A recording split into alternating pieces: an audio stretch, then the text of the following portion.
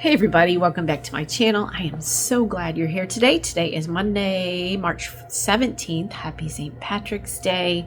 I had zero intentions of getting a video out today. We had a very busy weekend. We had our son and his wife up this weekend. We bowled this weekend. We had church stuff this weekend, and I just did not get to filming anything. And I was ahead too, so I'm so bummed. I didn't do any filming last week. I have been working on lots of other stuff, it seems like. We're in busy season right now. I am getting ready for the upcoming Mitten Homesteaders Conference, so I'm trying to get my brain wrapped around that. I'm trying to get all of our tax stuff done, which I just finished that this afternoon. I am so excited. What is it about doing that stuff? I keep most of my records pretty good, so it's really not that hard to do, but I'm a terrible procrastinator, and so something with taxes every year, I despise them. So I have finished those. I'm feeling very happy about that, and the sun is shining today, so it's going to be a good day. I also had other plans today with family, and that kind of got postponed until tomorrow. So I thought, you know what, I'm going to hop on and I'm going to get a quick video in. Hopefully this will be up by 3 o'clock. And it's just a question that I had actually come in just last night. And I thought, you know what, that's a really good question. And I thought I'd touch on it. I have a list of, I think I have 2 pages worth of videos that I still want to work on. But again, I've been focused on other things lately, and this one came in and I thought, you know what, I don't know if I've ever discussed this, so let's hop into the video. And again, this is just going to be a short, it's not going to be a real long video, but just some ideas in regards to what she's asking. This is from Beth. She's one of the regulars here, and she is asking, are there any good resources that I can look into that discusses parameters for pricing Angora babies for sale? They will all be pedigreed, but I'm inexperienced knowing the who, what, and when and where of pricing. What makes them more valuable to a buyer that would be willing to pay good money for them? I absolutely don't haggle with breeders that I buy from. Thank you, because I know that all the work that goes into to the rabbits. So, great question. And before I jump into the question, I wanted to let you know my little baby guy did not make it through the weekend. He tried real hard, but I kind of had a feeling Saturday morning he was not looking good and was not interested in eating or anything. And so I started hand feeding him. And I have a baby rabbit mix that I use. And by Saturday evening, he had passed away. So I have rebred both of my English and my French Angoras. So hopefully in another 30 days, I did that yesterday. So in about 30 days, I'm hoping that I have some baby rabbits again. But let's jump into this question because it's a great one. There are a few factors that I would look into. And these are in no particular order, I don't think. So the rabbits being pedigreed is important, I think, because then people have that. A lot of the shows that you do, our area 4-H, where our kids used to do 4-H, the rabbits did not have to be pedigreed. They did have to be tattooed. I think. Yeah, I think that's how it went. But anytime if you want to show a rabbit, that pedigree becomes important. For someone like me who is mainly a wooler, I raise the rabbits for their fiber in order to make yarn. The pedigree isn't as important, but then I do breed the rabbits for babies, so then it becomes important that way. So a couple things to consider is, number one, the area that you are in. How easy or difficult is it to find Angora rabbits? I know for my area in Michigan, in all the years that I have been doing this, I have never had issues with finding rabbits. I may have had to, when we lived in a different area, I may have had to drive a little bit, like maybe half an hour to an hour to get those rabbits, but they were always available. And in the area I'm in right now, there are 3 of us in a 10-mile radius that raise Angora rabbits. The other ladies both raise French Angoras, so I have the English advantage because I raise both French and English.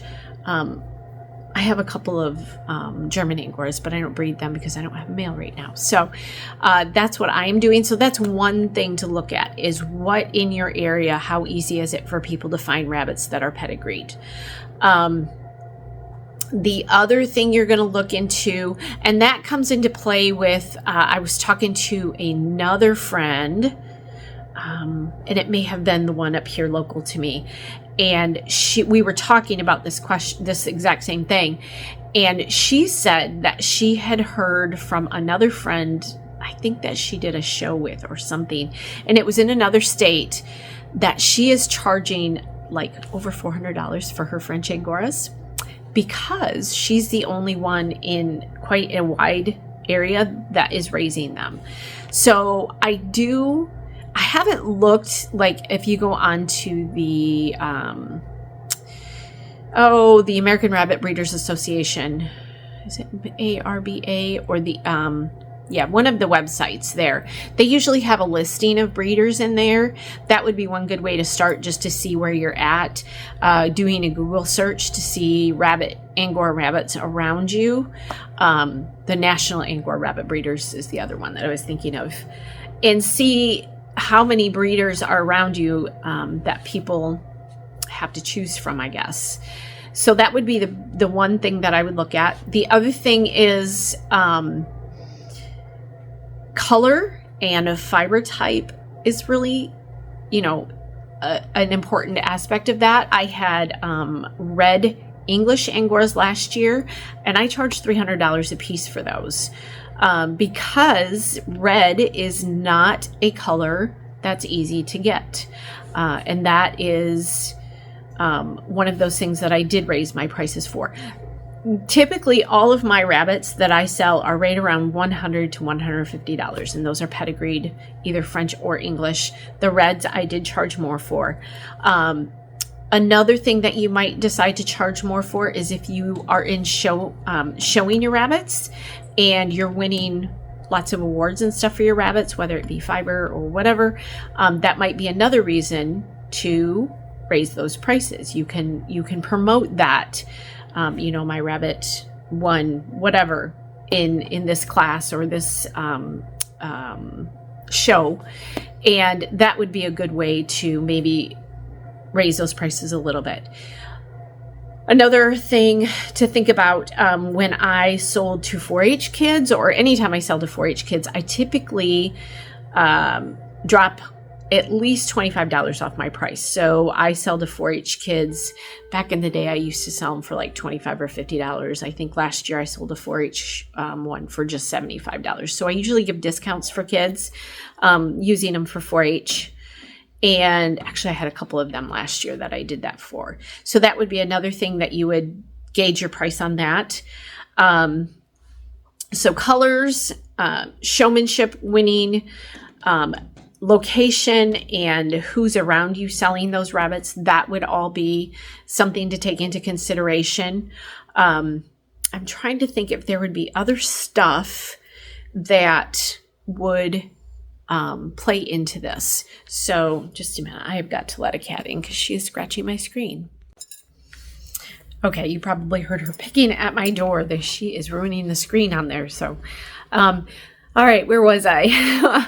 So we talked about what area you're in and how many breeders may be around you. That may make your price a little bit higher. So thinking right around the $100 range is where kind of a good starting point is.